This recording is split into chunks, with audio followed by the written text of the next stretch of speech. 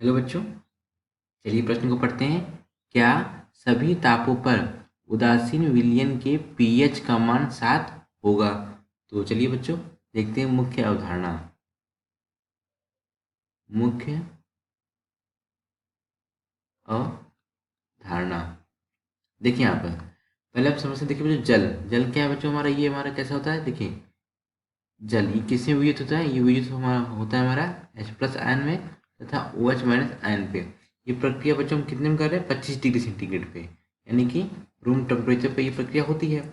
अब देखिएगा यहाँ पे कि अब देखिए यहाँ पे H+ तथा OH- आयन में वियुक्त होता है। अब इसके लिए जो कि जल नियतांक KW का मान कितना होता है? 10⁻⁻14 होता है। और यहाँ पे होता है क्या है कि जो H+ आयन तथा OH- आयन की क्या होती है? संख्या बराबर होती है। संख्या बराबर होता है। और KW बराबर क्या होता है? KW बराबर यही होता है ना बच्चों, H+ आयन की सांद्रता गुणे OH- आयन की सांद्रता होती है।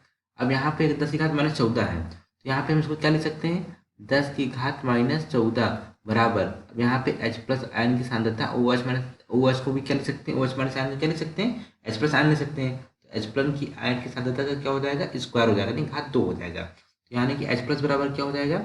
H+ आयन की सांद्रता बराबर क्या हो जाएगा? ये हो जाएगा 10⁻14 की पावर 1/, यानी घात 1/2। तो ये क्या हो जाएगा?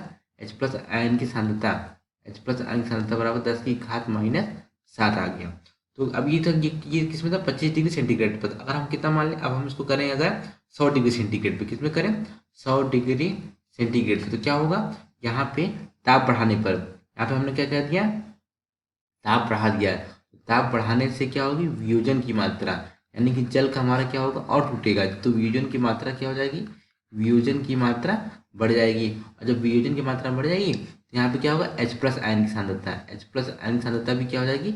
बढ़ जाएगी। और जब H+ आयन की सांद्रता बढ़ जाएगी तो हमारा जो विलयन होगा, तो विलयन होगा वो कैसा होगा हमारा? और अधिक अम्लीय होगा। कैसे अम्लीय होगा?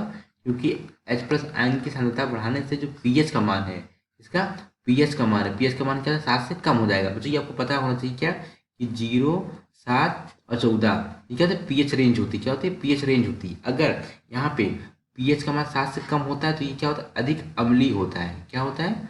अधिक अम्लीय होता है। और 7 का पीएच का मान 7 से ज़्यादा होता है तो ये क्या होता है? अधिक क्षारीय होता है। क्या होता है? अधिक क्षारीय होता है। तो यहाँ पे पीएच का मान क्या हो रहा है? 7 से कम हो रहा है। 7 से कम होने पर यहाँ पे क्या होगा? विलयन हमारा कैसा हो जाएगा? अम्लीय हो जाएगा। क्या हो जाएगा? अम्लीय हो जाएगा। यहाँ प्रश्न क्या लिखा है? क्या सभी तापों पर उदासीन विलयन के पीएच का मान 7 होगा? तो हम उत्तर कहेंगे नहीं, सभी तापों पर पीएच विलयन का मान 7 नहीं होगा। 7 नहीं होगा। आशा करते हैं आपको समझ आया होगा। धन्यवाद।